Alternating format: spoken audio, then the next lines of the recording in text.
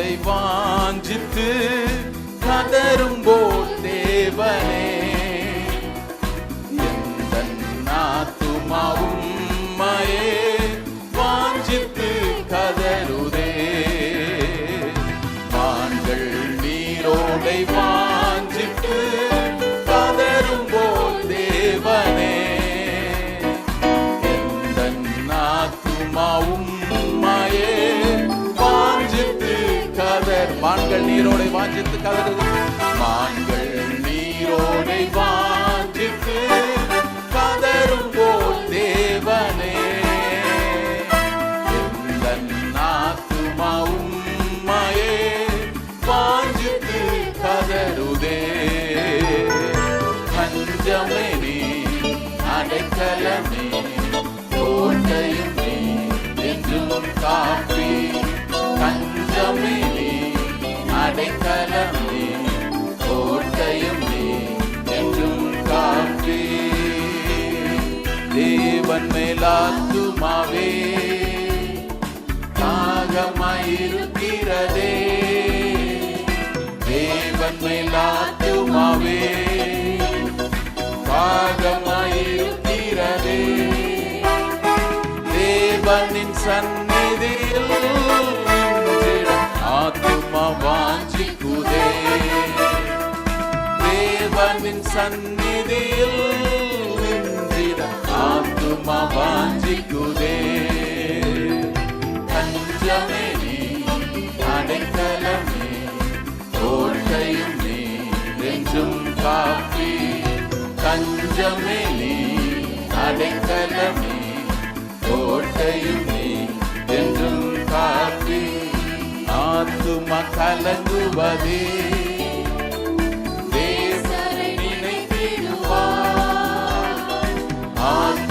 கலங்குவதே நேசரை நினைத்திடுவார். அன்பரின் ரட்சிப்பினாய் துதித்து போற்றிடுவே. அன்பரின் ரட்சிப்பினாய் துதித்து போற்றிடுவே. பஞ்சமே நீ அடைக்கலமே கோட்டையும் நீ என்றும் காப்பி. பஞ்சமே நீ அடைக்கலமே கோட்டையும் நீ என்றும் காப்பி. யோர்தான் தேசத்திலும் எர்மோன் மலைகளிலும் யோர்தான் தேசத்திலும் எர்மோன் மலைகளிலும் சிறுமலைகளில் இருந்தும் தினமும் நினைக்கின்றேன். சிறுமலைகளில் இருந்தும் உம்மை தினமும் நினைக்கின்றேன். பஞ்சமே நீ அடைக்கலமே கோட்டையும் நீ என்றும் காப்பி. பஞ்சமே நீ அடைக்கலமே கோட்டையும் நீ என்றும் காப்பி. தேவரின் பகற்காலத்தில் கிருபையை தருகின்றே. தேவனின் பகற்காலத்தில் கிருபையை தருகின்றே. இரவினில் பாடும் பாட்டு இருக்கிறது. இரவினில் பாடும் பாட்டு வாயில் இருக்கிறது. பஞ்சமே இயேசுவே பஞ்சம் கோட்டையும் நீ என்றும் காப்பி. பஞ்சமே நீ அடைக்கலமே கோட்டையும் நீ என்றும் காப்பி. மான்கள் நீரோடை வாஞ்சித்து கதரும்போல் தேவனே எந்தன் ஆத்துமாவும் உம்மையே வாஞ்சித்து கதறுதே.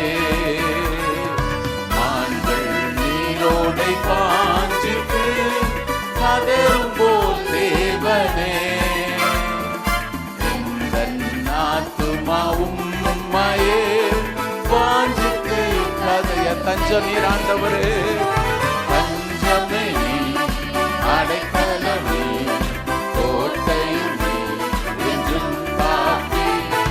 தஞ்சமே நீ, அடைக்கலமே, கோட்டையும் நீ, என்றும் காப்பி.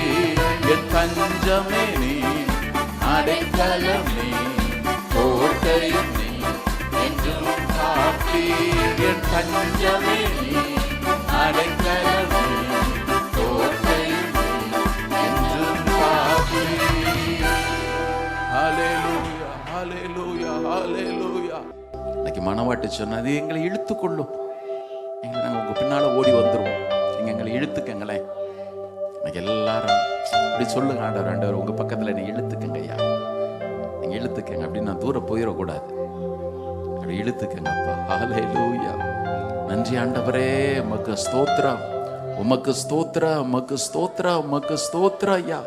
சபையாய் ஆண்டவரே எங்களை முழுவதுமா இந்த கரங்களில் ஒப்பு கொடுக்கிறோம் ஆண்டவரே. இன்றைக்கு கெத்செமனே தோட்டத்துல என்னுடைய சித்தத்தின்படி அல்ல, உம்முடைய சித்தத்தின்படியே ஆக கடவுதுன்னு சொன்னீங்களே, அதுல ஒரு ஒரு 1% கூட நீங்க உங்களுக்கு ரிசர்வ் வச்சுக்கல. ஒரு மனுஷனா எங்களுக்கு அந்த கிருபை தாங்க ஆண்டவரே, அந்த கிருபை எங்களுக்கு தாங்க.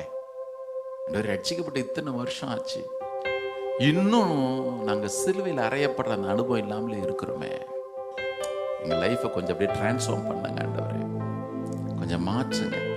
எங்களுடைய பேச்சு மாறட்டும் ஐயா, எங்க பேச்சு மாறட்டும், நாங்க நினைக்கிற நினைவுகள் கொஞ்சம் மாறட்டும், எங்களுடைய செயல்கள் கொஞ்சம் மாறட்டும் ஐயா. எங்களுக்கு நீங்க உதவி செய்ய, எங்களை முழுவதுமாய் படைக்கணும் ஐயா, முழுவதுமாய் அர்ப்பணிக்கிறோம். பெரியோர் சிறியோர் சகோதர சகோதரி ஒவ்வொருவரையும் ஒப்பு கொடுக்கிறோம் ஐயா.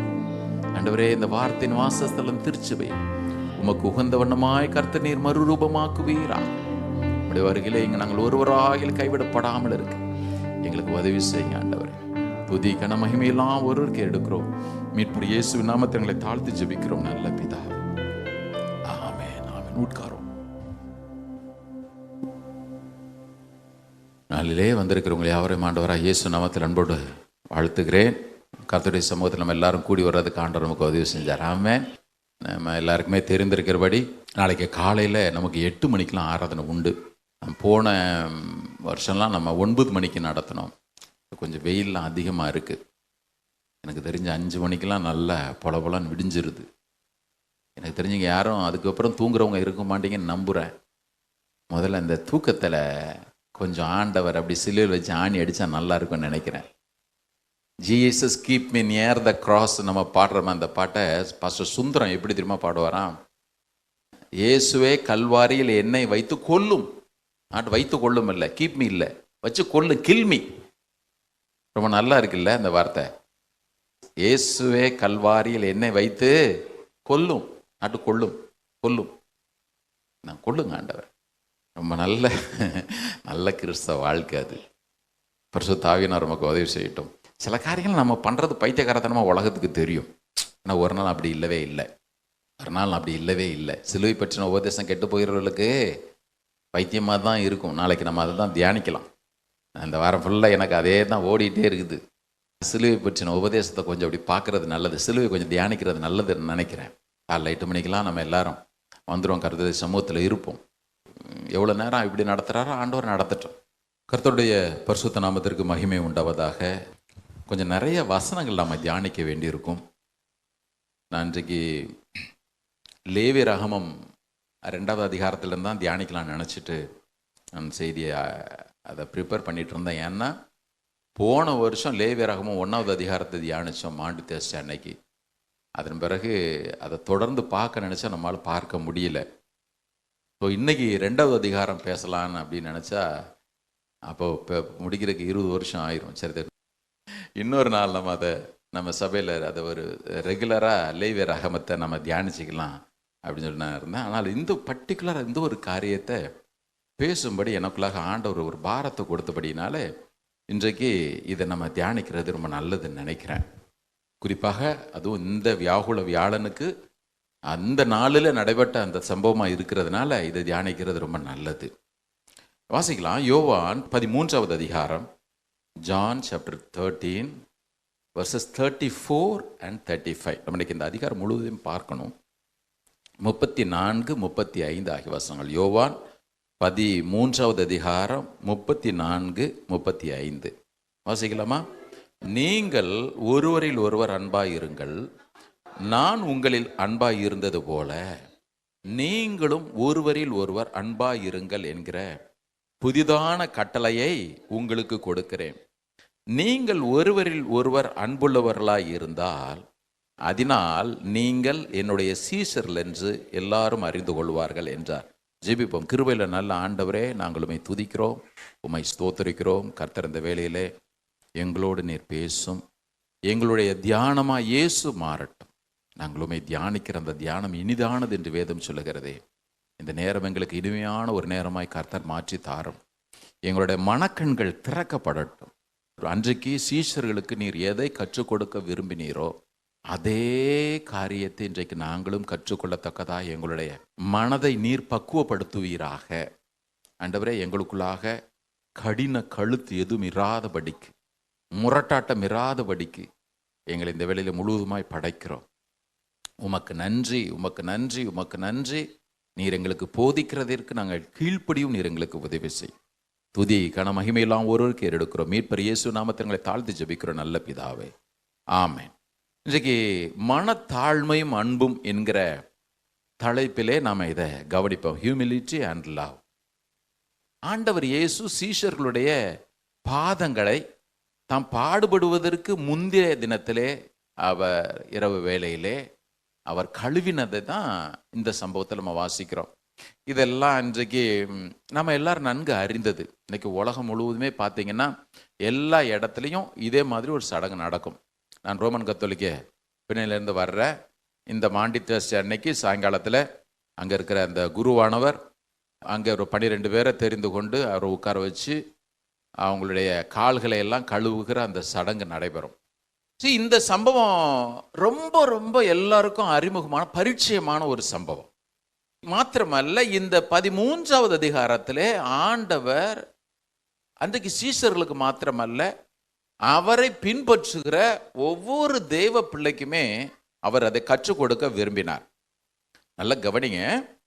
இந்த 13வது அதிகாரம் 14, 15, 16, 17 இந்த அதிகாரங்கள் பர்டிகுலரா நாம் இன்னைக்கு தியானிக்கிறோமே மாண்டி தர்ஸ்டே, இதை போன்றது ஒரு ஈவினிங்ல, இதை போன்ற ஒரு ஈவினிங் மாலை வேளையிலே ஆண்டவர் இயேசு தம்முடைய சீஷர்களுக்கு ஒவ்வொன்றாக சொல்லி கற்றுக் கொடுத்ததை தான் இந்த 5 அதிகாரங்களிலே ஆண்டவர் யோவான் மூலமாக அதை எழுதி வச்சிருக்கிறார்.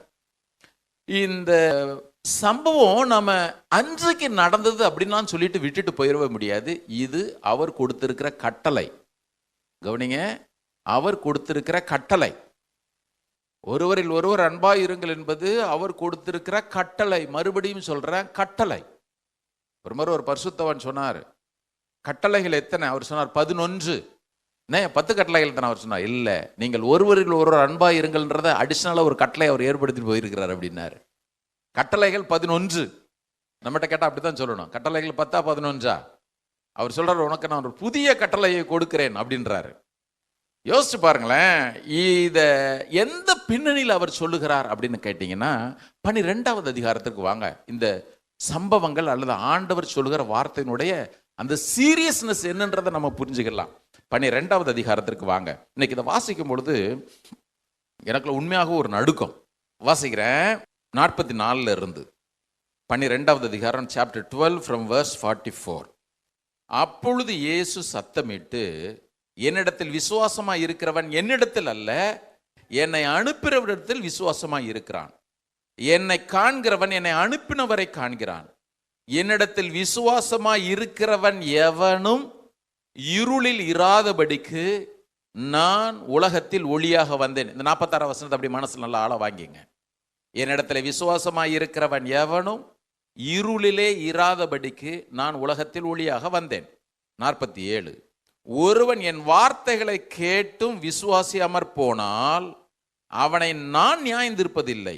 நான் உலகத்தை நியாயந்திருக்க வராமல் உலகத்தை ரட்சிக்க வந்தேன். என்னை தள்ளி என் வார்த்தைகளை ஏற்றுக்கொள்ளாதவனை நியாயந்திருக்கிறது ஒன்று இருக்கிறது. நான் சொன்ன வசனமே அவனை கடைசி நாளில் நியாயந்திருக்கும். நான் சுயமாய் பேசவில்லை, நான் பேச வேண்டியது என்னதென்றும் உபதேசிக்க வேண்டியது என்னதென்றும் என்னை அனுப்பின பிதாவை எனக்கு கட்டளையிட்டார். அவருடைய கட்டளை நித்திய ஜீவனாய் இருக்கிறது என்று அறிவேன். ஆகையால் நான் பேசுகிறவைகளை பிதா எனக்கு சொன்னபடியே பேசுகிறேன். அதன் பிறகுதான் இந்த 13, 14, 15, 16, 17 ஆகிய அதிகாரங்கள்ல நீங்க இன்னைக்கு வீட்டில் போயிட்டு அந்த 5ஐயும் வாசிட்டு தான் தூங்கணும். உங்களுக்கு இன்னைக்கு ஹோம்ஒர்க். இந்த 5 அதிகாரங்களையும் கொஞ்சம் நிதானமா வாசிங்க. வாசிச்சுட்டு 12வது அதிகாரத்தில் இப்ப நம்ம 44 இருந்து வாசிச்சோம்ல, இந்த வசனங்களோட ஒப்பிட்டு பார்த்தீங்கன்னா நமக்குள்ள உண்மையாகவே நடுக்கம் பிடிக்கும். ஆக நான் எந்த லெவல்ல இருக்கிறேன். அவர் சொல்லிட்டாரு, இவைகளை எல்லாம் எவன் செய்யலையோ நீங்க அன்னைக்கு வந்துட்டு ஆண்டவரே நீர் தான் என் ஆசனெல்லாம் பாடணுமே. அவர் சொல்லிட்டாரு, இங்க பாருப்பா, இதுல ஏற்கனவே எழுதுன வேர்டிக்ட், எழுதுன ஜட்ஜ்மெண்ட் நான் எழுதிட்டு தான் இதை உங்ககிட்ட சொல்லியிருக்கிறேன். நீ இவைகளின்படி செய்யலன்னா நான் சொன்ன வசனம் கண்டிப்பாக நியாயம் தீர்த்தே தீரும். வேதம் சொல்கிறது, யாருக்கு நியாய தீர்ப்பு இல்லை? அன்றியும் கிறிஸ்து இயேசுவுக்கு உட்பட்டவர்களாய் இருந்து மாம்சத்தின்படி நடவாமல் ஆவியின்படியே நடக்கிறவர்களுக்கு தான் ஆக்கினை தீர்ப்பில்லை. ரோமர் 8வது அதிகாரத்தில் வாசிக்கிறோம். அவர்களுக்கு ஆக்கினை தீர்ப்பில்லை. இப்ப மாம்சத்தின்படி நடக்கிறது என்ன, ஆவியின்படி நடக்கிறது என்னன்னு நாமாவே பிரிச்சு பார்த்துக்கலாம். நான் ஆவியின்படி நடக்கிறது என்ன, அவர் எதை சொல்லி இருக்கிறாரோ அதன்படியே நான் வாழ்வது. இப்போ உங்களுக்கு புரியும். 13வது அதிகாரத்தில் அவர் தம் சீஷர்களுக்கு எதை கற்றுக் கொடுத்தார், அதை நம்ம எப்படி கற்றுக்கொள்ள வேண்டும் என்று விரும்புகிறாருன்னு உங்களுக்கு புரியும். பாருங்க, அவர் உலகத்துக்கு மொத்தமா பேசிட்டார். பேசிட்ட பிறகு பாருங்க, பின் வரக்கூடிய வசனங்களை அவர் சீஷர்களுக்கு சொல்லுகிறார். வேணா எடுங்களாம் பார்ப்போம். 12வது அதிகாரம் பாருங்க, 36வது வசனம் கவனிங்க. இப்ப சொன்னது யாருக்கு தெரியுமா சொன்னார்? இப்ப நம்ம வாசிச்சோம் அந்த வசனங்களை யாருக்கு தெரியுமா சொன்னாரு? கவனிங்க, சுற்றிலும் இருந்து எல்லாருக்கும் கூட்டத்துக்கு சொல்லலை, தம்முடைய சீஷர்களுக்கு தான் அவர் சொன்னார். 12வது அதிகாரம் 36வது வசனம் நான் வாசிக்கிறேன். ஒளி உங்களோடு இருக்கையில் நீங்கள் ஒளியின் பிள்ளைகளாகும்படிக்கு ஒளியினிடத்தில் விசுவாசமாய் இருங்கள் என்றார். இவைகளை இயேசு சொல்லி அவர்களை விட்டு மறைந்தார். மறைஞ்சார்னா அப்படி ஒளிஞ்சிக்கல, அவ்வளவுதான். உன்கிட்ட இருக்கிற அந்த தொடர்பை விட்டுடுச்சு, அவ்வளவுதான். விட்டுட்டு இப்போ உங்களுக்கு புரியுது இல்லை? நான் பின்னால இப்போ வாசிச்சோம்ல 12வது அதிகாரத்தினுடைய பின்பகுதி யாருக்கு தெரியுமா சொன்னாரு? சீஷர்களுக்கு சொன்னார். சீஷர்களுக்கு சொல்லிட்டு தான் அப்படி மேல் வீட்டறைக்கு அவர்களை கூட்டிட்டு போறார். 13வது அதிகாரம் அப்படிதான் சொல்லுது. பஸ்கா பண்டிகைக்கு முன்னே இயேசு இவ்வுலகத்தை விட்டு பிதாவின் இடத்திற்கு போகும்படியான தம்முடைய வேளை வந்தது என்பதை அறிந்து தாம் இவ்வுலகத்தில் இருக்கிற தம்முடையவரிடத்தில் அன்பு வைத்தபடியே முடிவு பரியந்தமும் அவர்களிடத்திலே அன்பு வைத்தார். மாறாத அவருடைய அன்பிற்காக எல்லாரும் கரங்களை ஒரு அழையில சொல்லணும். ஒரு நாள் அவருடைய அன்பு அது மேலே ஏறி கீழே இறங்குறது, அப்ஸ் அண்ட் டவுன்லாம் அவருடைய அன்பில் கிடையவே கிடையாது. ஒரு நாளும் அவருடைய அன்பு மாறவே மாறாது. ஹல்லேலூயா, ஹல்லேலூயா. நான் எதுக்கு தெரியுமா அதை சொல்ல வரேன்? இவைகள் எல்லாவற்றையும் ஆண்டவரிடத்துல எப்போ தெரியுமா கற்றுக்கொள்ள முடியும்? உலகத்துல அவரை சுற்றிலும் அவ்வளவு கூட்டம் இருக்கத்தான் செஞ்சது. ஆனால் சீஷர்கள் தனித்து இயேசுவோடு இருக்கும் பொழுதுதான் இந்த அனுபவத்துக்குள்ள வர முடியுது. பாருங்க, எல்லாரும் முன்னாலையும் கால்களை கழுவல, உலகத்தாருக்கெல்லாம் மொத்தமா பின்பற்றி வந்த எல்லா ஜனங்களுக்கும் பார்த்துட்டு இருந்தா பாருப்பா நீ கழுவுன்னு சொல்லல. யாருக்கெல்லாம் அந்த கிருபையில கொடுத்தார் தெரியுமா? அவன் ஒத்து வந்தானோ ஒத்து வரல, அது பிந்தின பிரச்சனை. ஆனால் யாருக்கு தெரியுமா அவர் அப்படி டீச் பண்ண விரும்புறாரு? அவரோடு யார் யாரெல்லாம் தனித்து இருக்கிற வேலையில தான் இதை செய்யறாரு. பாருங்க, ஊமைகள் விஷயத்துல கூட அப்படித்தான் நம்ம வாசிக்கிறோம். ஊமைகள் விஷயத்துல அவரோடு அவர்கள் தனித்திருந்த பொழுது அவைகளை அவர் அவர்களுக்கு விளக்கி சொன்னார்.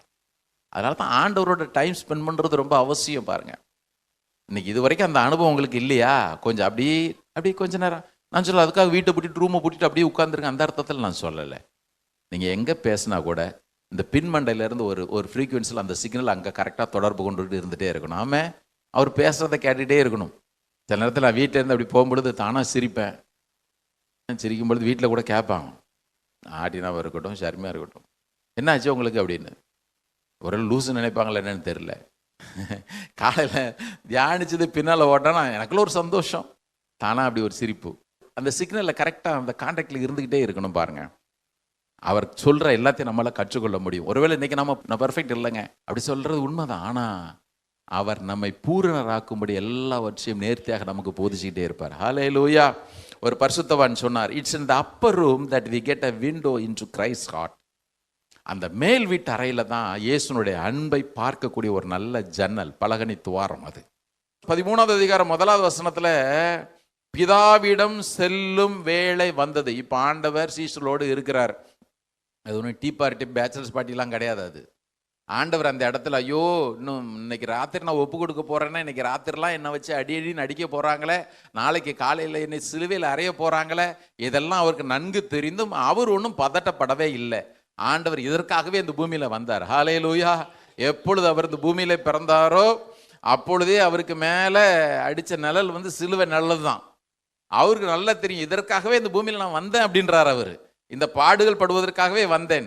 இப்ப கவனிங்க, இப்போ சீடர்களுக்கு ஆண்டவர் ஒன்றை கற்றுக் கொடுக்க விரும்புகிறார். நல்லா கவனிங்க, இந்த உலகத்தை விட்டு பிதாவின் இடத்துல போகிறதற்கான அந்த வேலை வந்துடுச்சு. இந்த வேலை வரும் பொழுது முக்கியமான காரியங்கள்லாம் அவருக்கு சொல்லிட்டே இருக்கிறாரு. நீ என்கிட்ட சார்ந்திருக்கணும். 15வது அதிகாரத்தில் திராட்சை செடியை பற்றி பேசுறாரு, நீங்கள் என்னில் நிலைத்திருங்கள் அப்படின்றாரு. 17வது அதிகாரத்தில் அவர்களுக்காக ஒரு நல்ல ஒரு பிரதான ஆசாரியனாக பிதாவை நோக்கி அவர் ஜெபங்கள்லாம் ஏறெடுக்கிறாரு. ஆனால் முதலாவது அவர் இந்த பர்டிகுலரா இந்த காரியத்தை தொடங்கும் பொழுது உலகத்தை விட்டு அவர் தம்மை மறைத்து கொண்டார். இப்போ சீஷர்களுக்கு சொல்றாரு, இந்த கட்டளையின்படிலாம் நீ கண்டிப்பா செஞ்சு ஆகணும்னு சொல்லிட்டு அதை கட்டளையாவே கொடுத்துட்டாரு. கொடுத்துட்டு முதலாவது அவர் செய்தது என்ன தெரியுமா? எல்லாரையும் உட்கார வச்சாரு. எல்லாரையும் உட்கார வச்சு, இதில் என்ன தெரியுமா கொடுமை? அங்கே உட்கார்ந்து இருந்தவன் அவரை காட்டி கொடுத்தவனும் இருந்தான், அவரை மறுதளிச்சவனும் இருந்தான், அவரை சந்தேகப்பட்டவனும் இருந்தான், எல்லாரும் இருந்தான். அன்னைக்கு காலையில் ஒரு காரியத்தை யோசித்தேன். சரி, நீங்கள் யாதியாகமம் 19வது அதிகாரத்தில் இப்போ வாசிக்க வேண்டாம். ஆபிரகாமின் கூடாரத்தினுடைய வாசல்ல மத்தியான வேலையில் உட்கார்ந்தும் பொழுது ஒரு 3 புருஷர் வந்தார்கள். அவர் தேவ தூதர்கள். கர்த்தர் அவங்கள கூட இருந்தார். ஆபிரகாம் சொன்னா, அவங்ககிட்ட நீங்கள் போய் கால்களை கழுவி கொண்டு வாருங்கள், உங்களுக்கு சாப்பாடை வைக்கிறேன்னு சொன்னா. சொல்லியா சொன்னா? நீங்கள் அப்புறம் வாசிங்க வீட்டில் போய். அதன் பிறகு ஆதியாகமம் 24வது அதிகாரத்தில் ஆபிரகாமினுடைய வேலைக்காரன் அவன் தன்னோடு வந்தவர்கள் ஒட்டங்களாம் கூப்பிட்டுட்டு லாபான் வீட்டுக்கு வந்த பிறகு லாபான் சொன்னா, வந்த கெஸ்ட்டுங்கள்ட்ட தான் சொன்னா, நீங்கள் கால்களை கழுவி கொண்டு வருவதற்கு உங்களுக்கு நான் தண்ணியெல்லாம் ஏற்பாடு பண்ணுறேன், நீங்கள் கழுவிட்டு வாங்க அப்படின்னா. அப்படி பின்னால யோசேப்பினுடைய காரியத்தில் நீங்க பார்த்தீங்கன்னா ஆதியாகமம் 43வது அதிகாரத்தில் அவன் தன்னை தேடி வந்த தன்னுடைய சகோதரர் ரொம்ப வருஷங்களுக்கு பிறகு வர்றாங்க. அவன் கால்குள்ள ஒரு தண்ணி கொடுங்கன்னு சொல்லிட்டாங்க. ஆளுங்களை வச்சு ஏற்பாடு பண்ணுறான். ஆண்டவர் இப்படி ஒருத்தனை அரேஞ்ச் பண்ணி கூப்பிட்டு சொல்லியிருக்கேன், இப்போ எதுங்க வா, நீ இடத்துல பண்ணணும், என் பிளேஸில் நீ இரு. இன்னைக்கு சீனியர் பாஸ்டருங்களாம் அப்படி தான் பண்ணுவாங்கல்ல, கோ பாஸ்டருங்க இருப்பாங்க, நாட் அசிஸ்டன்ட் பாஸ்டருங்க, கோ பாஸ்டருங்க. இப்படி பண்ண அப்படின்வாங்க. ஏசு அப்படி செய்யவே இல்லை. வேதம் சொல்லுகிறது, அவர் தம்முடைய ஆடைகளை அங்கே வச்சாரு, ஒரு சீலை ஒரு டவல் எடுத்து கட்டிக்கிட்டாரு, எடுத்துக்கிட்டு தாமே ஒவ்வொருடைய பாதங்களையும் கழுவ துவங்கினார். கர்த்தருடைய பிள்ளைங்க கவனிங்க, ஒவ்வொருடைய பாதங்களையும் கழுவிட்டு தாம் யாராயிருந்தும் எப்படிப்பட்டவராக இந்த இடத்துல இருக்கிறார் என்பதை அவர்களுக்கு கற்றுக் கொடுக்கும்படி தம்மை தாழ்த்தினார். இதே சூழ்நிலையை லூக்கா எழுதும் பொழுது, இதே சம்பவம் நடந்த அந்த பகுதியை லூக்கா எழுதும் பொழுது, லூக்கா 22-24 இவர்கள்லாம் யாரா தெரியுமா இருந்தாங்க? இந்த 12 பேரும் அன்றியும் தங்களிலே எவன் பெரியவனா இருப்பான் என்று அவர்களுக்குள்ளே வாக்குவாதம் உண்டாயிற்றுன்னு போட்டிருக்கு. லூக்கா 22வது அதிகாரம் 24வது வசனத்துல. இவர் இவ்வளோ பாடுகளை பத்தி பேசிட்டு இருக்கிறாரு, சிலுவை மரணத்தை குறித்து பேசிட்டு இருக்கிறாரு. இதுங்க எதுக்கு சண்டை போட்டு இருந்துச்சு பாருங்க, எவன் பெரியவனா இருப்பான்னு சண்டை போட்டு இருந்துச்சுங்களா? இந்த கேஸுங்களை எங்க போய் வைக்கிறது சொல்லுங்க பார்ப்போம். நாம இன்னைக்கு கொஞ்ச நேரம் அவருடைய பாடுகளை தியானிக்கும் பொழுதே நமக்கு ஒரு மாதிரி இருக்குது. இதுக்கு பின்னால உட்கார்ந்து சண்டை, எவன் பெரியவனா இருப்பான், இந்த மாதிரி எல்லா கேஸுங்களையும் பாருங்க, நல்லா கவனிங்க. இந்த எண்ணம் படைத்த 12 பேரையும் ஆண்டவர் உட்கார வச்சுட்டு அவருடைய பாதங்களை எல்லாம் கழுவ துவங்குகிறார். நான் இடையில சில காரியங்கள்லாம் கவனிக்க வேண்டியிருக்கு, நமக்கு இன்னைக்கு நேரம் இருக்காது. இதுல சில ஆவிக்குரிய அர்த்தங்கள்லாம் உண்டு பாருங்க. யோவான் 12வது அதிகாரத்துல இயேசுனுடைய பாதங்களை ஒருத்தி கழுவுனான். வேதம் சொல்லுகிறது, மரியாள் நளதம் என்னும் விலையேற பெற்ற தைலத்தை கொண்டு வந்து இயேசுனுடைய பாதத்தை கழுவினாள். கழுவி கண்ணீரால கழுவி தலைமயிரால தொடச்ச அந்த மற்ற சுவிசேஷத்துல போட்டிருக்கு. இங்க அவள் கழுவி நளதம் என்னும் தைலத்தினால இயேசுனுடைய பாதத்தை கழுவினாள். கவனிங்க, மேசியா அவருடைய பாதம் எண்ணெயினால தான் கழுவப்படணும். மேசியா இது எண்ணெய், கவனிங்க, எண்ணெய். ஏன்னா மேசியா வந்து அனாயிண்டிங் ஆயில் தான், கரெக்டு தானே? மார்க்கில் வாசிக்கும்போது சிரசில் ஊற்றினாலும் போட்டிருக்கு. சரி, ஒருவேளை இந்த சம்பவம் வேற அந்த சம்பவம் வேறலாம் பைபிள் ஸ்காலர் சொல்லுறது உண்டு. இப்போ நம்ம அதுக்கெல்லாம் போக வேண்டாம், நமக்கு அதுக்கு நேரம் போதாது. ஆனால் 13வது அதிகாரத்தில் பார்த்தீங்கன்னா ஆண்டவர் தண்ணீராலே சீஷர்களுடைய பாதங்களை கழுவுகிறார். ரெண்டும் இன்னைக்கு காலையில் உட்கார்ந்து யோசிச்சு பார்த்தேன். 12வது அதிகாரத்தில் இயேசுனுடைய பாதங்கள் அங்கே கழுவி துடைக்கப்படுகிறது. ஆனால் அங்கே கழுவப்பட்டது நளதம் என்கிற விலையேற பெற்ற தைலத்தினாலே. 13வது அதிகாரத்தில் சீஷருடைய பாதங்களை இயேசு கழுவுகிறார். சரி, இதில் எங்கே அன்பு வந்துச்சு? இதில் எங்கே தாழ்மை வந்துச்சு? அப்படி வாங்க பார்ப்போம். பிலிப்பியர் 2வது அதிகாரம், அதை வாசிச்சு வந்துடுவோம். பிலிப்பியர் 2வது அதிகாரம். நான் ஏற்கனவே உங்களுக்கு சொன்னது போல, அன்றைக்கு ஆபிரகாம் தன்னிடத்தில் வந்த தேவ தூதருடைய பாதங்கள் அவன் ஓடி போய் கழுவுனான்னு போடலை. உண்மை தானே? லாபான் தன்னுடைய வீட்டிற்கு வந்த ஆபிரகாம் அவ்வளோ பெரிய ஆள், அவன் வீட்டு வேலைக்காரனுக்கும் அவன் போய் வேலைக்காரனை வச்சு கழுவுன மாதிரி கூட தெரியல. தன்னுடைய உடன் பிறந்த சகோதரர்களுக்கு யோசேப்பு அப்போவாது அவன் கட்லைட்டா செய்யறதுக்கு எத்தனையோ பேர் உண்டு வேலைக்காரங்க. ஏன்னா ராஜாவுக்கு அடுத்த இடத்துல இருக்கிறான் அவனும் ஒரு ஆளை வச்சு கழுவுன்னு சொன்ன மாதிரி கூட இல்லை. நீங்க கழுவிட்டு வாங்க, தண்ணி தர, அவ்வளவுதான். இங்கே ஆண்டவர் இயேசு தம்முடைய சீஷருடைய பாதங்களை கழுவுகிறார். நான் ஏற்கனவே சொல்லிட்டேன், இவைகள் எல்லாம் கட்டளை, இதுக்கெல்லாம் கீழ்ப்படிஞ்சு தான் தீரணும். அதுக்காக போய் யார் பாதத்தையும் நீங்கள் கழுவிட்டுருங்க அந்த அர்த்தத்தில் சொல்லலை. எதை அவர் கற்றுக் கொடுக்க விரும்பினார் வாசிக்கலாம். பிலிப்பியர் 2வது அதிகாரம். ஒரு விசுவாசி எப்படி நடக்கணும்னு போட்டிருக்கு பாருங்க. 1வது வசனத்திலிருந்து நான் வாசிக்கிறேன்.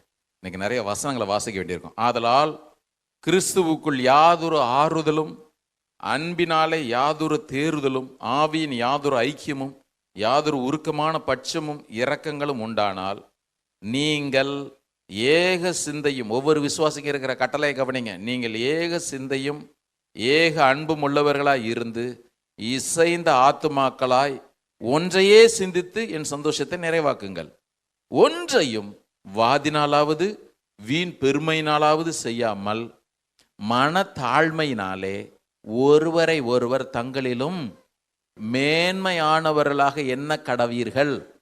அவனவன் தனக்கானவைகளை அல்ல பிறருக்கானவைகளும் நோக்குவானாக. இப்பதான் சொல்றார், கிறிஸ்து இயேசுவில் இருந்த சிந்தையே உங்களிலும் இருக்க கடவது. அவர் தேவனுடைய ரூபமாயிருந்தும் தேவனுக்கு சமமாயிருப்பதை கொள்ளையாடின பொருளாக எண்ணாமல் தம்மை தாமே வெறுமையாக்கி அடிமையின் ரூபம் எடுத்து மனுஷர் சாயலானார்.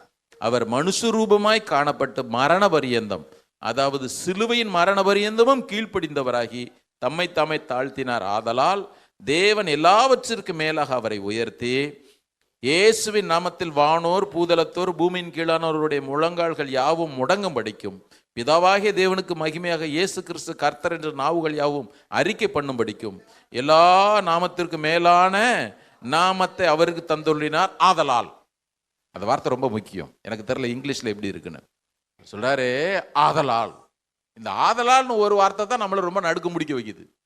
நல்ல கவனிங்க, அங்க ஆண்டவர் நான் இந்த கட்டளை உனக்கு வச்சிருக்கிறேன், இந்த வார்த்தை நீ செஞ்சுட்டு தான் தீரணும்னு சொல்லிட்டு 13வது அதிகாரத்துக்குள்ள என்ற வராரு யோவான்ல. இங்க பவுல் சொல்லும் பொழுது சொல்றாரு, இந்த இயேசுல இருந்த சிந்தையே உங்களிலும் இருக்க கடவது. இந்த இயேசுக்களாக எப்படிப்பட்ட சிந்தை காணப்பட்டது?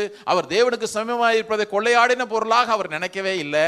அதை நினைச்சு அவர் காலர் தூக்கிலாம் ஒன்றும் விட்டுக்கல, தான் சொல்லியெல்லாம் நடந்துக்கல.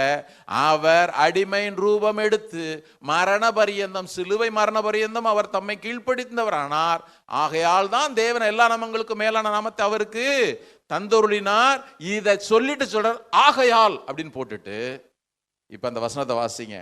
எனக்கு பிரியமானவர்களே, நீங்கள் எப்பொழுதும் கீழ்ப்படுகிறபடியே நான் உங்களுக்கு சமீபமாய் இருக்கும் பொழுது மாத்திரமல்ல, நான் தூரமாய் இருக்கிற இப்பொழுதும் அதிக பயத்தோடும் நடுக்கத்தோடும் உங்களுடைய ரட்சிப்பு நிறைவேற பிரயாசப்படுங்கள் அப்படின்னு சொல்லிட்டு, இதெல்லாம் உடனே முடிச்சிடுறது இல்லை, அதோட கண்டினியூஷன் தொடர்ந்து வருது.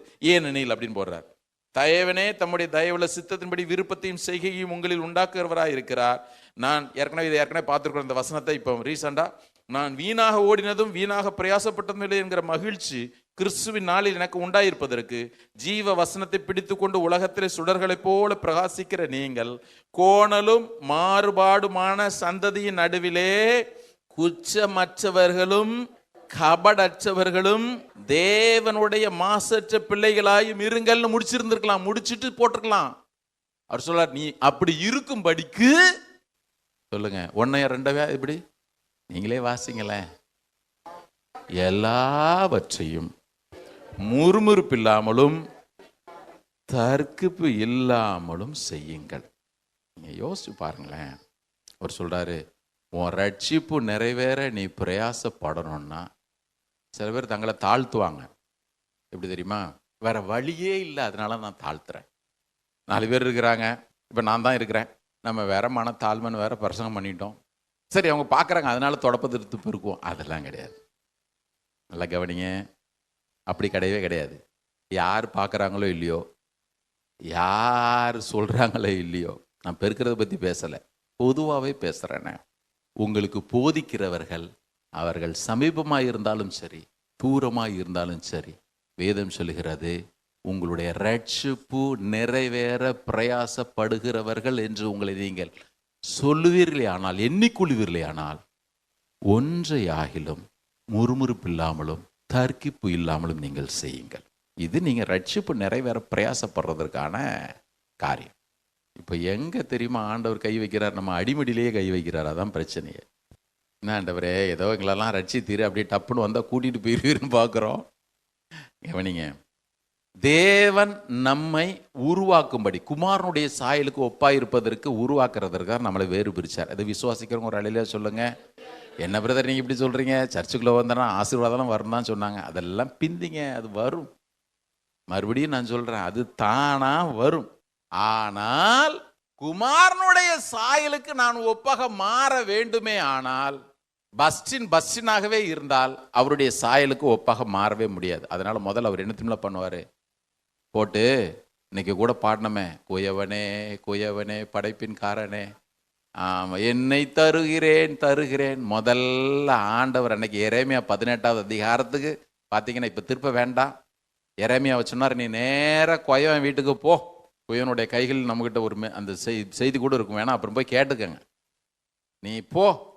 அங்கே போய் பார்த்தா தான் பாருங்க, களிமண் அவன் போட்டு மிதிக்கிற மிதி தெரியும். நான் போய் பார்த்துருக்கேன். எங்கள் அம்மா ஊரில் அந்த குயவர்கள் அந்த வீடுங்க உண்டு.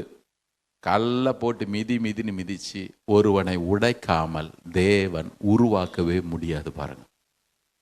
அங்கங்கே அந்த சிலும்பல் இருக்கும். பானையை வச்சு உருட்டு டங்குன்னு தட்டும் பொழுதே எல்லாம் போயிடும். ஆனால் என்ன, நமக்கு தலைவலிக்கு தான் செய்யும். உடனே நம்ம நினச்சிடுறோம், எல்லாருக்கும் இல்லாத சோதனை எனக்கு ஆண்டவரே. ஆண்டவர் சொல்லுவார், உனக்கு இது சோதனை இல்லைப்பா, நீ தான் வாரம் வந்து என்னை தருகிறேன் பாடுற, உடைத்து உருவாக்கும் நீ தான் பாடுற, நான் உனக்கு பதில் கொடுத்தா மாத்திரம் உனக்கு ஏன்பா கஷ்டமா இருக்குன்னு கருத்து கேட்பாரு. நமக்கு தான் பாருங்க, இந்த ஜெபம் பண்ணுறதுக்கும் ஆண்டவர் பதில் கொடுத்தா ரிசீவ் பண்ணுறதுக்கும் உள்ள வித்தியாசமே வேற மாதிரி இருக்கும். ஒரு ஊரில் சாராய கடை வந்துச்சு, அந்த டான்ஸு கிளப்பு வந்துச்சு, நான் சாராய கடை எல்லாம் பார்லாம். அங்கிருந்த விசுவாசிங்கள்லாம் உட்காந்து, ஆண்டவரே இது இந்த ஊர்ல இருந்து நீர் அப்புறப்படுத்த ஆண்டவரேன்னு ஜெபம் பண்ணான். இந்த ஜெபம் வந்து அந்த பார் ஓனருக்கும் கேட்டுச்சு. திடீர்னு ஒரு நாள் பார்த்தீங்கன்னா ஒரு ஃபயர் ஆக்சிடென்ட் நடந்து அந்த மொத்த பாருமே எரிஞ்சு போச்சு. இவன் போய் கோர்ட்டில் கேஸ் போட்டான். என் பார் எரிஞ்சு போனதுக்கு காரணம் இந்த கிறிஸ்தவங்க தான். இவங்க சொன்னா, ஐயா நாங்க காரணம் இல்லையா, ஜட்ஜி கடைசியில் ஜட்ஜுன்னு எழுதினாரு, இவன் இந்த பாரி எரிஞ்சதுக்கு காரணம் இந்த விசுவாசிங்க தான் சொல்லிட்டு அவன் ஜெபிச்ச ஜெபத்துக்கு பலன் கிடைச்சதுன்னு அவனாலேயே நம்ப முடியாம போனதுனால இந்த கேஸை நான் ஒன்றும் இல்லாம பண்றேன். யோசிச்சு பாருங்க, கேஸில் ஜெயிச்சதானா இருக்கலாம், ஆண்டவர் நாம எவ்வளவு தூஷிக்கப்படுது பாருங்க. உண்மைதானே? ஆண்டவர் நம்ம தான் இப்போ இன்னைக்கு கூட நல்லா உருகி பாட்டின, ஆண்டவர் டங்கன் ஒரு கொட்டு வச்சோன்னே, ஆண்டவரே எதுக்கு இதெல்லாம் போய் என்னை இரிட்டேட் பண்றதுக்குனே இது இருக்குது பிரதர். ஆண்டவர் சொல்லுவார், நீ அதுல செட் ஆகிற வரைக்கும் இந்த உடைக்கிற சுத்தி உன் பின்னால வந்துகிட்டே இருக்கும் வரும் பிரதர். நான் சிரிக்கிறதுக்கெல்லாம் சொல்லலை. ஆண்டவர் உங்களை என்னையும் நேசிக்கிறது உண்மை. கண்டிப்பாக நமக்கு பார்க்கும் பொழுது நமக்குள்ள என்ன காரியங்கள்லாம் சிலும்பிட்டு இருக்குன்னு தெரியாது, அவருக்கு தெரியும். அது எதுவாக இருக்கட்டும், அது மனுஷனுக்கு மனுஷன் மாறிக்கிட்டே இருக்கும் பாருங்க. இப்ப ஆண்டவர் இத சொல்லும் பொழுது கட்டளையாகவே சொல்லுகிறார், தாழ்மையாயிரு. இத ஆண்டவர் டீச் பண்ணும் பொழுது, நான் உங்களுக்கு ஒவ்வொரு வசனங்களை வேகமா காட்டிடுறேன் பாருங்க, கண்டிப்பாக இருந்தான் ஆகணும். வாசிக்கலாமா? யோவான் 13வது அதிகாரத்துக்கு வாங்க. எத்தனை இடத்துல இதை சொல்றார் பாருங்க. John chapter 13:34, 34. நீங்கள் ஒருவரில் ஒருவர் அன்பாயிருங்கள், நான் உங்களில் அன்பாயிருந்தது போல நீங்களும் ஒருவரில் ஒருவர் அன்பாயிருங்கள் என்கிற புதிதான கட்டளையை உங்களுக்கு கொடுக்கிறேன். 15:12, 15:12. நான் உங்களில் அன்பாயிருக்கிறது போல நீங்களும் ஒருவரில் ஒருவர் அன்பாயிருக்க வேண்டும் என்பதே என்னுடைய கற்பனை அல்லது கட்டளையா இருக்கிறது. அப்படி 15:17. நீங்கள் ஒருவரில் ஒருவர் அன்பாய் இருக்க வேண்டும் என்று இவைகளை உங்களுக்கு கற்பிக்கிறேன். அதுல இங்கிலீஷ் பைபிள்ல கட்டளை இடுகிறேன்னு போட்டிருக்கு, கமாண்டிவ்னு போட்டிருக்கு, கட்டளை இடுகிறேன். பாருங்களேன், இப்போ இவர் சீசர்கள் பாதங்கள்லாம் கழுவிட்டார். கழுவிட்டு 13:13 வாசிங்க, அது ரொம்ப முக்கியம். 13:13 2 காரியத்தை சொல்றார் ஆண்டவர். நீங்கள் என்னை போதகர் என்றும் ஆண்டவர் என்றும் சொல்லுகிறீர்கள். நீங்கள் சொல்லுகிறது சரியே, நான் அவர்தான். நீங்க சொல்ற மாதிரி நான் போதகர் தான். சில இடத்துல மாஸ்டர் போட்டிருக்கு, சில இடத்துல லார்டுன்னு போட்டிருக்கு. ஓகே, நீங்கள் சொல்லுகிறபடியே நான் போதகர் தான், நான் டீச்சர் தான், நான் ஆண்டவர் தான். 2 சொல்றாரு. நீங்கள் என்னை போதகரே என்று சொல்லுகிறீர்கள் முடிச்சிடல, நீங்கள் என்னை ஆண்டவரே என்று சொல்லுகிறீர்கள் முடிச்சிடல. அவர் சொல்றாரு, நீங்கள் என்னை போதகர்னு சொல்றீங்க, ஆண்டவர்னு சொல்றீங்க, நீங்க சொல்றது சரி அப்படின்னு சொல்லிட்டு, ஆண்டவரும் போதகருமாகிய நானே உங்கள் கால்களை கழுவேனே, ஆனால் நீங்களும் ஒருவருடைய பாதங்களை ஒரு கழுவ கடவியர்கள். நல்லா கவனிங்க, ஆண்டவர் சொல்றாரு, நான் டீச்சர்னு சொல்லும் பொழுது நான் உனக்கு போதிக்கிறேன், நீ கற்றுக்கொள்கிற தன்மையோட இருக்கணும். கரெக்ட் தானே? கால்கள் கழுவும் பொழுது, இன்னைக்கு நானும் மெதுவாக டீச் பண்றேன், டைம் இருக்குது, கரெக்டாக 8:30 முடிச்சிடலாம். நான் டீச்சர், நான் போதகர். நான் போதகர், நீ எப்படி கிறிஸ்தவ வாழ்க்கை வாழணும்னு உனக்கு கற்றுக் கொடுக்கிறேன். சரியா? நீ என்ன அப்படித்தானே கூப்பிடுற? எப்படி கூப்பிட்ட? போதகரேன்னு கூப்பிட்ட. அடுத்து சொல்றாரு, நீ என்ன ஆண்டவரேன்னு கூப்பிடுற. இப்போ நான் உனக்கு ஆண்டவரா இருப்பேனே, ஆனால் நான் எதை கட்டளை கொடுக்கிறேனோ அதன்படி நீ செஞ்சுதான் ஆகணும். நான் கற்றுக் கொடுக்கிறத நீ கற்றுக்கணும், நான் கட்டளை கொடுக்கிறத நீ கீழ்ப்படிச்சுதான் ஆகணும். 13வது அதிகாரம் 13வது வசனத்தில் ஆண்டவர் திட்டம் தெளிவாக வச்சு நெத்தி போட்டில் ஆணி அடிச்ச மாதிரி அரைஞ்சிட்டார். ஆண்டவரும் போதகருமாய் இருக்கிற நானே உன்னுடைய பாதங்களை கழுவேனே, ஆனால் நீ கண்டிப்பாக இந்த அளவிற்கு உன்னை தாழ்த்தி தான் தீரணும். இது முடியுமா ஆண்டவரே? வேதம் சொல்கிறது, அவருடைய கற்பனைகள் ஒன்றாகில் நமக்கு பாரமானவைகள் அல்லவே. ஆமேன். ஒரு மனுஷனா அவர் வாழ்ந்து காட்டிட்டு, நீ இப்படி வாழ்ந்து தான் தீரணும்னு சொல்லிட்டு போறார் பாருங்க. எவ்வளவு நல்ல ஆண்டவர் இருக்கிறார். D.L. மூடி என்கிற தேவ மனுஷனை குறித்து நம்ம எல்லாரும் கேள்விப்பட்டிருப்போம். அவருடைய பைபிள் காலேஜில் ஒரு நாள் ராத்திரி அப்படி வெளியே வந்தார். அங்கே ஊழியர்களுடைய ஷூ எல்லாம் வெளியே அப்படி இருந்துச்சான். ஒவ்வொரு ஷூவும் அழுக்காக இருந்துச்சு. அங்கே இருந்த பிள்ளைங்களை, பசங்களை கூப்பிட்டார், படிக்க வந்த பையன்களை கூப்பிட்டார். கூப்பிட்டு, டேய் இதெல்லாம் கொஞ்சம் ஒழுங்குபடுத்தி வைடா அப்படின்னார். அவங்க சொன்னாங்க, நாங்கள் படிக்க வந்திருக்கிறோம், நாங்கள் பணி செய்ய வரவில்லை. விட்டுட்டார். ஒவ்வொரு எந்தெந்த ரூமுக்கு முன்னால் இருந்துச்சோ அந்தந்த ரூம் நம்பர், ஒவ்வொரு ஷூவுக்கும் கீழே நம்பர் போட்டுட்டு எல்லா ஷூவும் தன்னுடைய ரூமில் கொண்டு வந்து இரவில் பல மணி நேரம் அதுக்கு ஸ்பெண்ட் பண்ணி எல்லா ஷூவையும் பாலிஷ் போட்டு அந்தந்த ரூமுக்கு முன்னால் வச்சார். பார்த்த பையன்களுக்கும் ஆச்சரியம், வந்த போதகர்களுக்கும் ஆச்சரியம். மறுநாள் காலையில் அவர் இந்த 13வது அதிகாரத்தை அவர்களுக்கு பாடமாக எடுத்தாராம். நல்ல கவனிங்க, நல்ல கவனிங்க. பாடமாக எடுக்கணுமேனு அவர் ஷூவை பாலிஷ் பண்ணலை.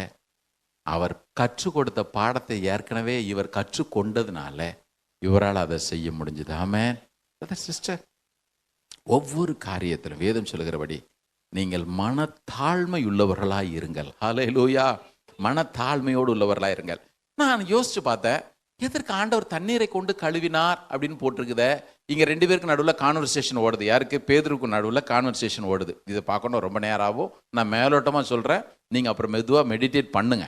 ஏன்னா எல்லாருக்கும் இது ஒரு எக்ஸசைஸ். பாருங்களேன், ஆண்டவர் இப்போ பேதுரு இடத்துல வர்றார் கால்களை கழுவுறதற்கு. இவன் பேதுரு என்ன தெரியுமா சொன்னான்? ஆண்டவரே, நீர் ஒரு காலும் என்னுடைய கால்களை ஆமா, 16வது வசனம் சொல்லுது, அவர் சீமோன் பேதுருவினிடத்தில் வந்தபோது அவன் அவரை நோக்கி, ஆண்டவரே, நீர் என் கால்களை கழுவலாமா என்றான். இயேசு அவனுக்கு பிரதியுத்தரமாக, நான் செய்கிறது இன்னதென்று இப்பொழுது நீ அறியாய், இனிமேல் அறிவாய் என்றார். பேதுரு அவரை நோக்கி, நீர் ஒரு காலும் என் கால்களை கழுவப்படாது என்றான். இயேசு அவனுக்கு பிரதியுத்தரமாக, நான் உன்னை கழுவ விட்டால் என்னிடத்தில் உனக்கு பங்கு இல்லை. பங்கு, ஒரு வேர்டை கவனிங்க, பங்கு இல்லை. நீ இது நீ செஞ்சுதான் ஆகணும். இந்த பங்கு எப்படி தெரியுமா? அன்னைக்கு மார்த்தாள் மரியாள் விஷயத்தில் சொன்னால், மரியாள் தன்னை விட்டு எடுபடாத நல்ல பங்கை தெரிந்து கொண்டாள். இதுவும் ஒரு பங்கு. அதற்கு சீமோன் பேதுரு, ஆண்டவரே, என் கால்களை மாத்திரமல்ல, என் கைகளையும் என் தலையையும் கூட கழுவ வேண்டும் என்றான். இயேசு அவனை நோக்கி, முழுகினவன் தன் கால்களை மாத்திரம் கழுவ வேண்டியதாயிருக்கும், மற்றபடி அவன் முழுவதும் சுத்தமாக இருக்கிறான். நீங்களும் சுத்தமாக இருக்கிறீர்கள், ஆகிலும் எல்லாரும் அல்ல. அது யூதாஸ் பற்றி சொல்லிட்டார். நீங்களும் சுத்தமாக இருக்கிறீர்கள். இப்போ கழுவி சுத்திகரிக்கப்பட வேண்டியதற்கு எதுக்கு ஆண்டவர் தண்ணீரை கொண்டு வந்து கழுவி சுத்திகரிச்சாருன்னு போடுறோம். அப்படிதான் ஆண்டவர் சொல்கிறார், நீங்கள் முழுவதும் சுத்தமாக இருக்கிறீர்கள். நான் சொல்கிறது புரியவங்களாம் கரங்கொழுத்துற அளவில் சொல்லுங்கள். அதனால தான் நான் மெதுவாக பேசிகிட்டே இருக்கிறேன். நீங்கள் பைபிளை வாசிங்கன்னா லேவியராகமம் 16வது அதிகாரத்தில் சுத்திகரிக்கப்படும்படி ரத்தத்தை ஆண்டவர் பேசுகிறாரு. வீட்டில் போய் வாசிங்க, 16 லெவிட்டிகஸ் சாப்டர் 16 ஃபுல்லாக ரத்தத்தினால கழுவி சுத்திகரிக்கப்படணும்னு ஒரு கட்டளையை கொடுக்குறாரு. அதே என்னாகமம் 19வது அதிகாரத்தில் பார்த்தீங்கன்னா தண்ணீரினாலே சுத்திகரிக்கப்படும்படி சில காரியங்களை சொல்றார். ரெண்டுமே சுத்திகரிக்கப்படுகிற முறைமை தான். நல்லா கவனிங்க. இயேசு இங்கே சீசருடைய கால்களை கழுவும் பொழுது சொன்னார் பேதுருகிட்ட, இந்த பாரு, நீங்கள் இப்பொழுதே சுத்தமாக இருக்கிறீர்கள் அப்படின்றார். ஆனால் சுத்திகரிக்கப்படும்படி லேவியராகமம் 16வது அதிகாரத்தில் பார்த்தீங்கன்னா ரத்தத்தினால சுத்திகரிக்கப்படணும். என்னாகமம் 19வது அதிகாரத்தில் தண்ணீரினாலே சுத்திகரிக்கப்படணும். ஒரு பரிசுத்தவனை இதை குறித்து சொல்லும்போது நல்லா சொல்றாரு, ரத்தம் தேவனுக்கு நேராய் நம்மை ஆயத்தப்படுத்தும்படி சுத்தப்படுத்துகிறது. தண்ணீர் என்பது, நல்லா கவனிங்க, தண்ணீர் என்பது நம்மோடு இருக்கிறாங்க பாருங்க, இவர்களோடு நல்ல ஐக்கியம் பாராட்டும்படி அவர் கொடுக்கிற வார்த்தையா இருக்கிறது. இன்னும் கொஞ்சம் விலகியே சொல்லிடுறேனே. யோவான் 15வது அதிகாரத்தில் ஆண்டவர் சொல்லும் பொழுது சொன்னாரு, என்னுடைய வார்த்தைகளினாலே, என்னுடைய போதனைகளினாலே நீங்கள் இப்பொழுதே சுத்தமா இருக்கிறீர்கள்னு சொன்னாரா சொல்லியா? எதனால சுத்தமானீர்கள்? வார்த்தையினாலே சுத்தமானீர்கள். சரி, அப்படி எபேசியருக்கு வாங்க. எவ்வளவு அழகா பவுல் இதை எழுதுறாரு பாருங்க. உண்மையில பார்த்தீங்கன்னா மொத்த அதிகாரத்தையும் வாசிக்கணும். அதில் ஒரு வார்த்தையை அடிக்கடி எல்லாருமே ஞான ஸ்நானத்துக்கு பயன்படுத்துவாங்க. ஆனால் உண்மையில் பார்த்தீங்கன்னா அப்போஸ்தலனாகிய பவுல் அந்த கான்செப்டில் இங்கே பேசவே இல்லை. அப்படி பேசவே இல்லை. எபேசியர் 5வது அதிகாரம் 1லேருந்து வரணும். இங்கே நீங்கள் இப்போ வாசிக்க வேண்டாம், மேலோட்டம் 1-2 வசனங்கள் மட்டும் சொல்கிறேன். 5வது அதிகாரம் 1வது வசனத்தை கவனிங்க. ஆதலால் நீங்கள் பிரியமான பிள்ளைகளைப் போல தேவனை பின்பற்றுகிறவர்களாகி, கிறிஸ்து நமக்காக தம்மை தேவனுக்கு சுகந்த வாசனையான காணிக்கையாகவும் பலியாகவும் ஒப்பு கொடுத்து நம்மில் அன்பு கூர்ந்தது போல நீங்களும் அன்பிலே நடந்து கொள்ளுங்கள். மேலும் பரிசுத்தவான்களுக்கு ஏற்றபடி வேசித்தனமும் மற்ற எந்த அசுத்தமும் பொருளாசையும் ஆகிய இவைகளின் பேர் முதலாய் உங்களுக்குள்ளே சொல்லப்படவும் கூடாது. 4வது வசனம், அப்படியே வம்பும் புத்தீனமான பேச்சும் பரியாசமும் தகாதவைகள், ஸ்தோத்திரம் செய்வதே தகும். விபச்சாரக்காரனாவது, அசுத்தனாவது, விக்கிரகாரணைக்காரனாவது, பொருளாசைக்காரனாவது தேவனுடைய ராஜ்யமாகிய கிறிஸ்துவின் ராஜ்யத்தில் சுதந்திரம் அடைவதில்லை என்று அறிந்திருக்கிறீர்களே. அப்படியெல்லாம் போட்டுட்டு 7வது வசனத்தில் அவர்களுக்கு பங்காளிகளாக மாறாதிருங்கள். 10வது வசனத்தில் கர்த்தருக்கு பிரியமானது என்னதென்று சோதித்து பாருங்கள். இதெல்லாம் பார்த்தீங்கன்னா நீங்கள் நல்ல ஐக்கியம் பாராட்டுற அப்படியே இருக்கும். அப்படியே பின்னால் வாங்க. மனைவிகளை பற்றி பேசுகிறாரு, புருஷன்மாரை பற்றி பேசுகிறாரு. 25வது வசனம் பாருங்க, 25, புருஷர்களே உங்கள் மனைவிகளில் அன்பு கூறுங்கள், அப்படியே கிறிஸ்துவும் சபையிலே அன்பு கூர்ந்து தாம் அதை திருவசனத்தை கொண்டு தண்ணீர் முழுக்கினால் சுத்திகரித்து பரிசுத்தமாக்குகிறதற்கும் கரை திரை முதலானவைகள் ஒன்றும் இல்லாமல் பரிசுத்தமும் பிழையற்றதுமான மகிமையுள்ள சபையாக அதை தமக்கு முன் நிறுத்தி கொள்வதற்கும் தம்மை தாமே அதற்காக ஒப்பு கொடுத்தார். எல்லாரும் கரங்கள் ஒருத்தி சத்தமுறையிலே சொல்லுவோமா? ஹல்லேலூயா. இவன் பேதுருக்கிட்ட இவ்வளோ காரியத்தை விளக்கிட்டாரு. எப்பா, உன் பாதங்களை கழுவுனா நீ மொத்தமும் சுத்திகரிக்கப்பட்ட நிலைமை. ஏன்னா அன்றைக்கு பாலஸ்தீனால பார்த்தீங்கன்னா எல்லாரும் அது டஸ்டான ரோடு. அந்த நாட்கள்லாம் பார்த்தீங்கன்னா இவங்க காலேஜ் செருப்புலாம் போட்டுட்டு வந்தாங்கன்னா அவ்வளோ அழுக்காக இருக்கும். வேற யாரையும் வச்சு ஆண்டவர் கழுவல, அவர் தாமே கழுவிட்டார். கழுவிட்டு இவ்வளோ பாடங்களை கற்றுக் கொடுக்கிறார். கவனிங்க, இவைகள் கட்டளைகள். என்னது இது? தாழ்மையா இருக்கணுன்றது என்னது? நீ இருந்தா இரு, இல்லாட்டி போ. இது ஒன்று ஆலோசனைலாம் கிடையாது. இயேசு சொல்லிட்டார், இது கட்டளை, நீ கீழ்ப்படிஞ்சு தான் ஆகணும். இன்னும் நான் எபேசியர் 5வது அதிகாரத்தில் கொஞ்சம் டீட்டெயிலாக பேசினா சகோதரிகளுக்கும் கோபம் வரும், சகோதரர்களுக்கும் கோபம் வரும், கண்டிப்பாக கோபம் வரும். ஏன்னா புருஷர்களே மனைவிகள் அன்பு கூறுங்கள்னு போட்டிருக்கு. இது என்ன கஷ்டமாகி போச்சு, வேறு வழி இல்லை அப்படின்றலாம் சில பேர் சொல்கிறது உண்டு. மனைவிகளே உங்கள் கணவன்மாருக்கு கீழ்ப்படிங்கள் வேற போட்டிருக்கு. போடலையா? இதைத்தான் பேதுரு எழுதும் பொழுது எழுதுறாரு. 1 பேதுரு 5வது அதிகாரத்தில், நீங்கள் மனத்தாழ்மையாக இருங்கள்னு போட்டிருக்கலாம்ல, மனத்தாழ்மையாக இருங்கள்னு போட்டிருக்கலாம்ல. வேதம் சொல்கிறது மனத்தாழ்மையை தரித்து கொள்ளுங்கள், க்ளோத் யுவர் செல்ஃப் வித் ஹியூமிலிட்டின்னு போட்டிருக்கு, ஹம்பிள்னஸ்ன்னு போட்டிருக்கு. வாசிங்க பார்ப்போம். பேதுரு இதெல்லாம் பார்க்குறாரு. எப்பா, என்னை உண்டாக்குன ஆண்டவர் என் பாதத்தை கழுவுறாரு. இதை மனசில் வச்சு தான் அவர் எழுதும் பொழுது எழுதுறாரு. 1 பேதுரு 5வது அதிகாரம். அந்தபடி இளைஞரே மூப்பருக்கு கீழ்ப்படியுங்கள். அவ்வளோதான், முடிஞ்சுது. இப்பொழுது நீங்கள் எல்லாரும் ஒருவருக்கு ஒருவர் கீழ்ப்படிந்து மனத்தாழ்மையோடு இருங்கள்னு போட்டிருக்கலாம்ல. அவர் போட்டிருக்கிறாரு மனத்தாழ்மையை அணிந்து கொள்ளுங்கள். மனத்தாழ்மை அணிந்து. இயேசு தம்முடைய அங்கெல்லாம் கழட்டி வச்சுட்டு அவர் அடிமை போல் அப்படியே டவலை எடுத்து இடுப்பில் கட்டிக்கிட்டு எல்லார் பாதங்களையும் கழுவுறதை பார்த்துட்டு ரொம்ப இம்ப்ரெஸ் ஆகிட்டார் நினைக்கிறேன். ஆனால் தான் போட்டிருக்கிறார், clothe yourself with humility. தாழ்மையை அணிந்து கொள்ளுங்கள், மனத்தாழ்மையை அணிந்து கொள்ளுங்கள். நான் ஏற்கனவே உங்களுக்கு சொல்லியிருக்கிறேன்ல, இதை எடுத்துட்டேன்னா என்னோட நிர்வாணம் வெளிப்படுற ரேஞ்சுக்கு எல்லாரும் போயிடணும். எனக்கு என் உடலோட ஒட்டிகிட்டு இருக்கிறதுங்க அந்த மனத்தாழ்மைன்றது. இதெல்லாம் இருந்தால் தான் அவருடைய வருகையில் போக முடியும். மறுபடியும் நான் சொல்கிறேன், இதில் வேதம் சொல்லுகிறது, இது பாரமே இல்லாத கட்டளை நமக்கு கொடுத்துருக்கிறாரு. இவைகளிலே கண்டிப்பாக நாம் நடந்தே ஆக வேண்டும் என்று சொல்லி அவர் பேசுகிறார். இன்னும் ஒரு குறிப்பை மாத்திரம் நான் சொல்லி முடிச்சிடுறேன். நல்லா கவனிங்க. பேதுருக்கிட்ட இதெல்லாம் கற்றுக் கொடுத்துட்டார். இந்தப்பா, நீ சுத்தமாயிட்ட. 3வது, கடைசியாக ஒருத்தங்க முக்கியமான ஒருத்தர் தான். ஒரு மாதிரி ஒரு பரிசுத்தவான் சொல்லும் பொழுது சொன்னார், அந்த அறையிலே இயேசு சீஷர்கள் 12 பேர், 13 பேர் மாத்திரமல்ல, பிசாசும் அவர்கள் நடுவிலே இருந்தான்னு போட்டிருக்கு. அவர் சொன்னதை சொல்கிறேன், பிசாசு அங்கே இருந்தான். இதுதான் ரொம்ப பயங்கரம். பாருங்க அந்த சம்பவத்தை வாசிக்கும் பொழுது. எல்லாரும் எடுங்க பாப்பா.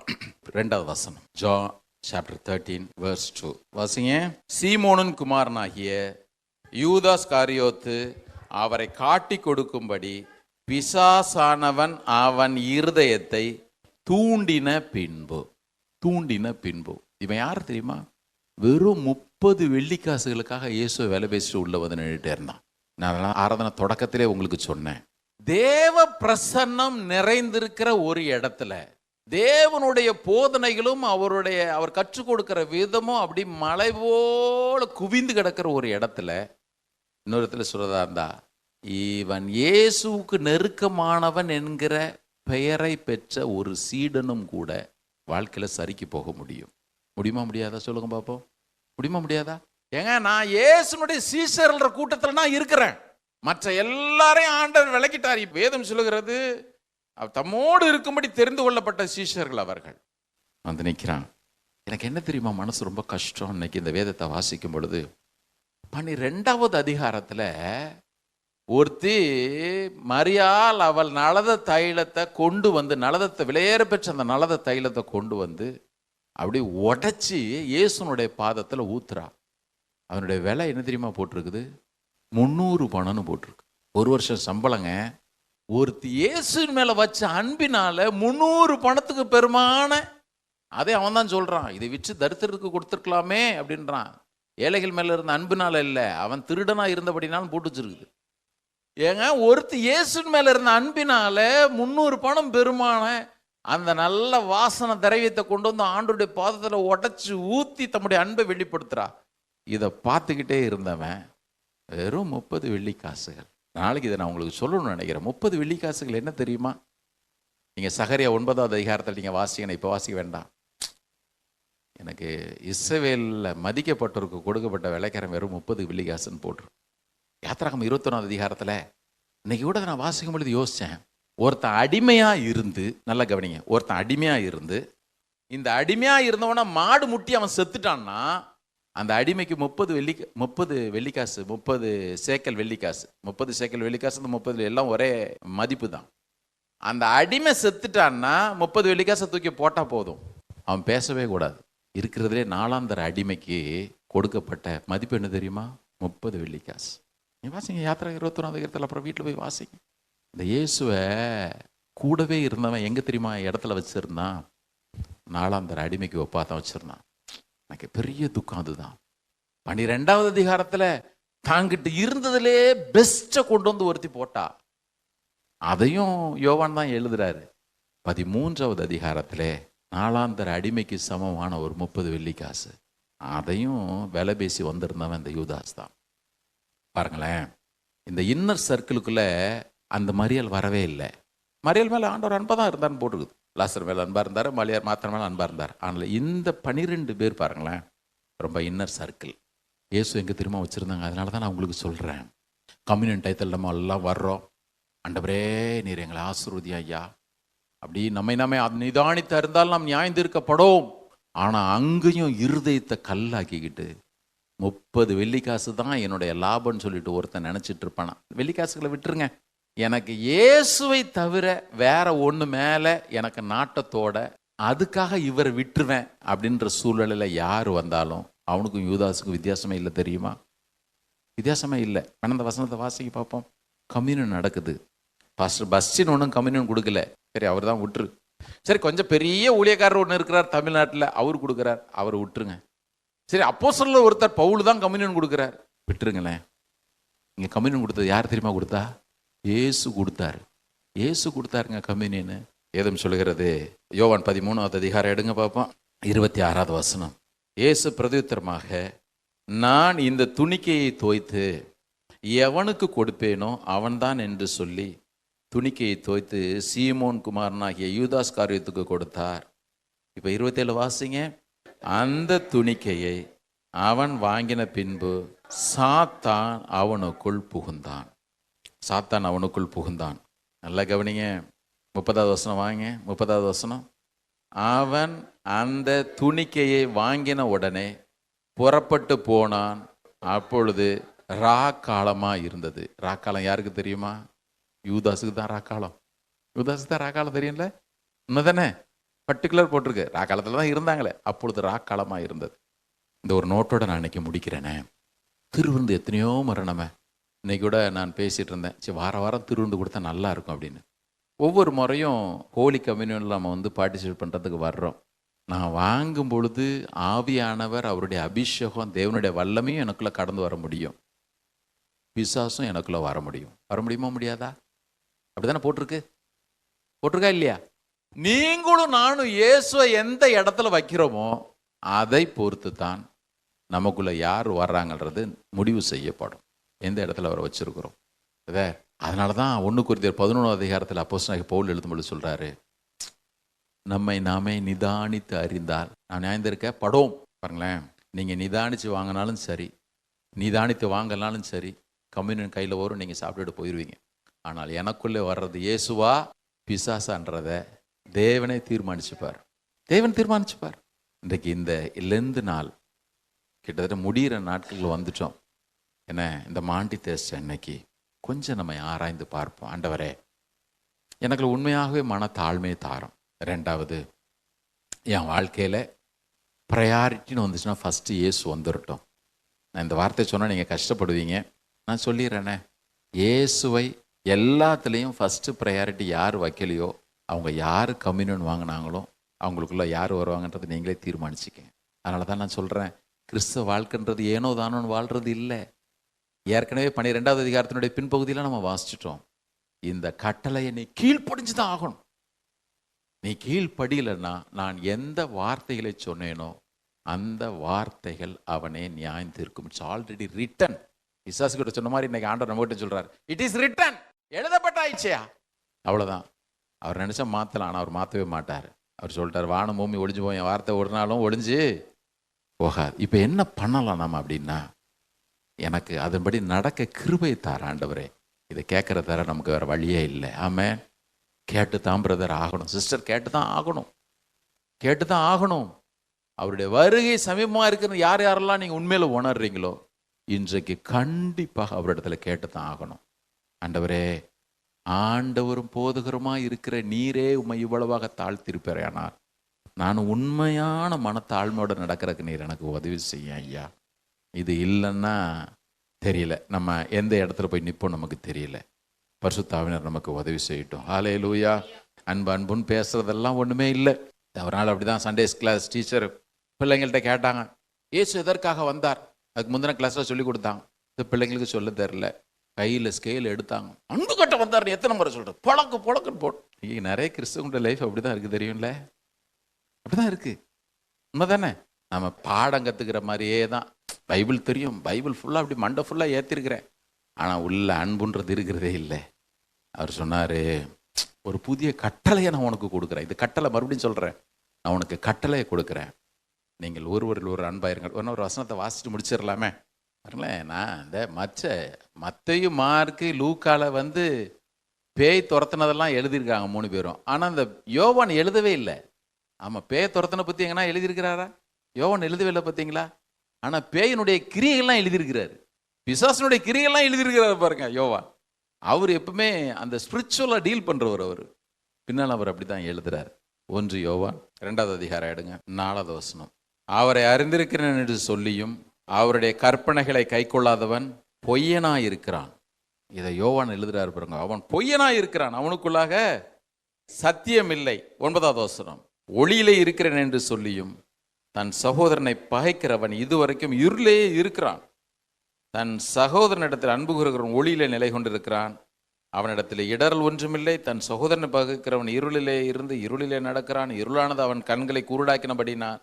தான் போகும் இடம் இன்னதென்று அறியாதிருக்கிறான். யோவான் அவன் பத்மதீவிலிருந்து மறுபடி எபேசு பட்டணத்திற்கு தான் அவனை அழைச்சிட்டு வந்தாங்க. ரொம்ப முதிர்ந்த நாள். அவனை கொண்டு வந்து ஒரு இடத்துல உட்கார வச்சிங்கன்னா அவன் இதே ஒன்று தான் பேசுவானா, தேவன் அன்பாக இருக்கிறார், நீங்கள் ஒரு அன்பாக இருங்கள். எந்த கூட்டத்துக்கு போனாலும் யோவான் அதை தான் பிரசங்கம் பண்ணுவாரான். நாம் என்ன சொல்லியிருப்போம், அவ்வளோ அப்பா மொக்க பிரசங்கியார் வந்துட்டார் அப்படின்ட்டு. ஆனால் அவன் ஒன்று தான் சொல்லிக்கிட்டே இருப்பானா, தேவன் அன்பாகவே இருக்கிறார், நீங்களும் ஒருவர். ஏன் தெரியுமா? அவர் கொடுத்த புதிய கட்டளை அது. இன்றைக்கு இந்த மாண்டி தேர்ஸ்டே நான் நானே ஆராய்ஞ்சு பார்க்கணுன்னு விரும்புகிறேன். திருவிருந்தில் பங்கு பெற போகிறேன். எனக்குள்ளே வர்றது தேவ பிரசன்னமாக இருக்கணும். ஆமென். நம்ம யாருனாலும் ஏமாற்றலாம், அவரும் ஒரு நாள் ஏமாற்றவே முடியாது. முடியலையே, அன்னைக்கு ஆண்டோட்ட கொஞ்சம் கிருபை கேட்போம். ஆமென். நாளைக்கு அவருடைய பாடுகளை தியானிக்க போகிறோம். உண்மையில அது அர்த்தம் உள்ளதாக இருக்கணும்னா இன்னைக்கு இந்த காரியங்கள்லாம் கொஞ்சம் செட்ரேட் பண்ணிடுறது நல்லது நான் நினைக்கிறேன். ஆமென். பரிசுத்த ஆவியானவர் நமக்கு உதவி செய்யட்டும். ஆண்டவரே, உண்மையாகவே அப்போஸ்தலனாகிய பவுல் பிலிப்பியர் 2 எழுதியிருக்கிறது போல உண்மையாக கிறிஸ்து இயேசுவிலிருந்து அந்த சிந்தை எனக்குள்ள வர நீங்கள் எனக்கு உதவி செய்யும். அவர் வருகையில் நம்ம போகணும்ல, நமக்கு ஆண்டவர் உதவி செய்யட்டும். இருக்கிற கசப்புகள்லாம் கொஞ்சம் போகட்டும். நீங்கள் யார்கிட்ட போய் கொஞ்சம் குழாவிட்டுருங்க அப்படிலாம் நான் சொல்லலை. சிலர்கிட்ட பழகும் பொழுது அது பிரச்சனையாக தான் இருக்கும்.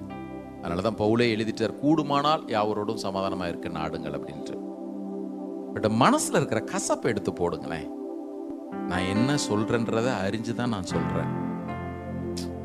சில பேர் நினச்ச உடனே அப்படி பிட்டர்னஸ் அதெல்லாம் இன்னைக்கு கொஞ்சம் போட்டும் ஃப்ரீயாக ஆயிருங்களேன். அப்போஸ்தலனாகிய பவுல் சொல்கிற போல, நான் எவனுக்கு மன்னித்திருக்கணும் அதை கிறிஸ்துவனுடைய சந்நிதியில் மன்னித்திருக்கிறேன்றார். என்ன ஸ்ட்ராங்கான போல்டான ஸ்டேட்மெண்ட் பாருங்க. கிறிஸ்துவனுடைய சமூகத்தில் நான் மன்னித்திருக்கிறேன். அந்த மனத்தாழ்மை இன்னைக்கு நமக்கு வரட்டும். நம்ம யாரு? எல்லாத்தையும் படைச்ச அவரே அப்படியே மனத்தாழ்மையை தரித்து கொண்டிருந்தாரே. நமக்கு அந்த கிருபையில கர்த்தர் தரட்டும். ஹல்லேலூயா. கர்த்தருடைய திருப்பந்தியில நம்ம பங்கு பெற நேரம். ஆண்டவர் இன்றைக்கு அவர் நமக்குள்ளாக வரட்டும்.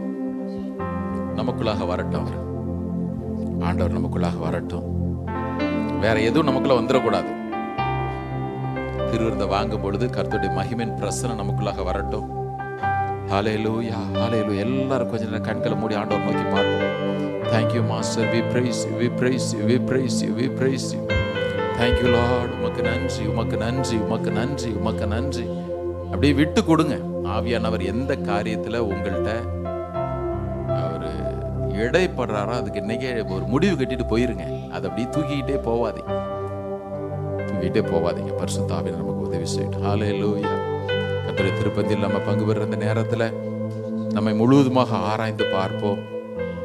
இன்றைக்கு இயேசு இதை போன்ற ஒரு ராவிலே அப்பத்தை பிட்டு கொடுத்து சொன்னார், என்னை நினைவூறும்படி செய்யுங்கள். அவரை நினைக்கும் பொழுதெல்லாம் அவர் சொன்ன வார்த்தைகள் நமக்குள்ள வரணும். அப்படித்தானே? அவர் செய்த செய்கைகள் நமக்கு முன்னால் ஞாபகத்துல வரணும். கிறிஸ்தவ வாழ்க்கையில ஒரு ஸ்டெப் அப்படி கொஞ்சம் நம்ம மேல போவோம். அப்படியே குழந்தைங்க மாதிரியே இருக்க வேண்டாம். நம்ம அவருக்குள்ளாக, வேதம் சொல்கிற, நீங்கள் அவரை ஏற்றுக்கொண்டபடியே அவருக்குள்ளாக வேறு கொண்டவர்களாக, அவர்களை கட்டப்படுகிறவர்களாக இருங்க. அப்படி எழும்பணும் லைஃப்ல. தேங்க்யூ லார்ட், உமக்கு நன்றி. வேதம் சொல்கிற நம்முடைய பாவங்களை நாம் அறிக்கையிட்டால் எல்லா நியாயங்களையும் நம்மை சுத்திகரிக்க உண்மையுள்ளவராக இருக்கிறார். அதை மறுபடியும் செய்யாது இருக்கணும். இன்னைக்கு ஆண்டவர்கிட்ட கேளுங்க. எல்லாரும் சிம்பிளுங்க. கஷ்டமா இருக்கிறத அவர்கிட்ட கேட்டா கிருபையில தரப்போறாரு. எனக்குள்ள கூட எவ்வளோ வருத்தங்கள் உண்டு. ஆனா 100% சொல்றேன், எனக்குள்ள கசப்புகள்ன்றதே இல்லை. ஒரு குண்டூசி முனை கூட நான் கர்த்தருடைய சமூகத்திலிருந்து சொல்றேன், துளி கூட கசப்பு இல்லை. அந்த வருத்தங்கள் கூட மறையறதுக்கு ஆண்டவர்கிட்ட நான் கிருபையில கேட்கிறேன். ஆண்டவரே மறையன் ஆண்டவரே.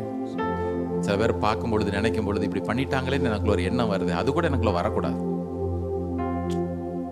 அவர் வரிகளை எப்படித்தான் நம்ம போறது? கர்த்தர் நமக்கு உதவி செய்யட்டும். ஆமென். Thank you Lord, we praise you, we praise you, we praise you.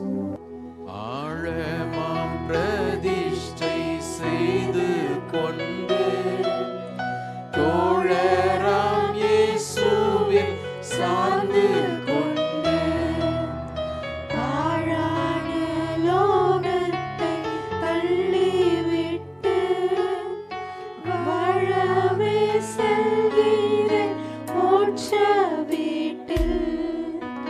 பிரதிஷ்டையை நான் புதுப்பிக்கிறேன்.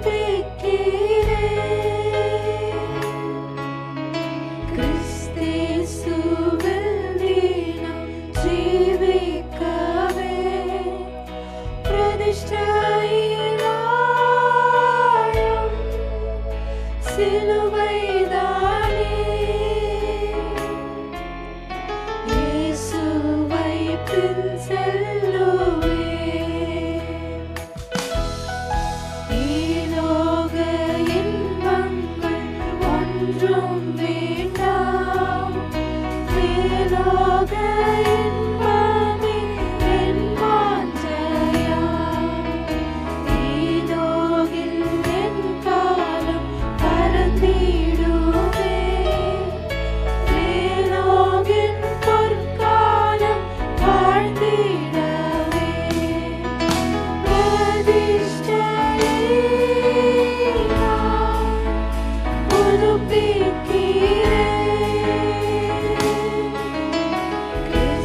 கிறிஸ்தேசுவில் தினம் ஜீவிக்கவே பிரதிஷ்டையின் ஆழம் சிலுவைதானே. இயேசுவை பின் செல்லுவேன். கிருபைகளுக்காக ஸ்தோத்திரம். அறிக்கையிட்டதன்படியே ஒருடைய பாத்திரம் நிரம்பி ஒளி செய்வீராக. ஆண்டவரே, நாளை தினத்திலும் காலையிலே நடக்கிற அந்த புனித வெள்ளி ஆராதனை கர்த்தர் பொறுப்பேற்றுக் கொள்ளும். கர்த்தர் உம் பக்கமாக நீர் எங்களை சேர்த்து கொள்ளும். அந்த ஒவ்வொருவோடு கிருபை தங்கி இருக்கட்டும். கிறிஸ்துனுடைய அன்பிலே நிலைத்திற்கு தேவையான அபிஷேகத்தின் வல்லமையும் பலனையும் கர்த்தர் கூடும். எல்லா பலவீனத்தின் கட்டுகள், அது ஆவியிலே, ஆத்மாவிலே, சரீரத்தில் காணப்படுகிற எல்லா பலவீனத்தின் கட்டுகளையும் கர்த்தர் அப்புறப்படுத்துவீராக. எங்களை உமக்குள் வைத்துக் கொள்ளுவீராக. துதி கன மகிமையெல்லாம் ஒருவருக்கு எடுக்கிறோம். மீட்பர் இயேசு நாமத்தில் எங்களை தாழ்த்தி ஜெபிக்கிற நல்ல பிதாவே. ஆமென், ஆமென். எல்லாரும் சேர்ந்து சொல்லுவோம், என் ஆத்துமாவே கர்த்தரை ஸ்தோத்திரி, என் முழுவதுமே பரிசுத்த நாமத்தை ஸ்தோத்திரி. என் ஆத்துமாவே கர்த்தரை ஸ்தோத்திரி, கர்த்தர் செய்த சகல பாரம் மறவாதே. ஆமென். நம்முடைய கர்த்தராகிய இயேசு கிறிஸ்துவினுடைய கிருபையும் பிதாவாகிய தேவனுடைய அன்பும் பரிசுத்த ஆவியின் ஐக்கியம் நம்ம ஒவ்வொருவரோடும் சகல பரிசுத்தவான்களும் கர்த்தருடைய வருகை மட்டும் இருப்பதாக. கர்த்தர் உங்களை ஆசீர்வதித்து காக்க கடவர். கர்த்தர் தமது முகத்தை உங்கள் மேல் பிரகாசிக்க பண்ணி உங்கள் மேல் கிருபையா இருக்க கடவர். கர்த்தர் தம்முடைய முகத்தை உங்கள் மேல் பிரசன்னமாக்கி சமாதானத்தை, மகிழ்ச்சி, கிருபை எல்லாவற்றிற்கும் மேலாக தேவன் விரும்புகிறமான தாழ்மை, அன்பையும் கட்டளையிடுவாராக. God bless you. God be with you. கர்த்தர் உங்களை ஆசீர்வதிப்பார்.